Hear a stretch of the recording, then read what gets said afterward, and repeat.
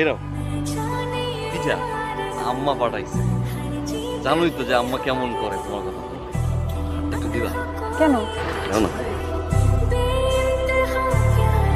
আমি যাই। হ্যাঁ আচ্ছা দাও।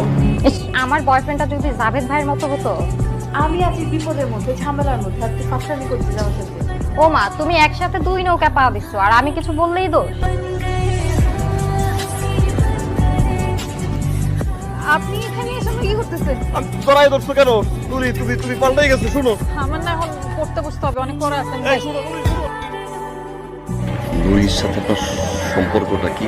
আরে মেয়ে আমার প্রেমিকা। এটা আপনি কি বললেন? নুরির সাথে আমার সম্পর্ক ভাই ছোটবেলা থেকে, বুঝছেন ভাই? আপনি কি পাগল হয়েছেন? অনেক স্মৃতি ভাই, বাঁচবো না ভাই। আমি কবে বলছি আপনাকে আমি ভালোবাসি? আপনি শহরে আসেন, আমার গ্রামের মানুষ, এই জন্য আসেন, আমি সুন্দর করে দুটো কথা বলি, দেখা করি, তার মানে কি আমি আপনার ভালোবেসে ফেলছি? আপনি এগুলো ভেবে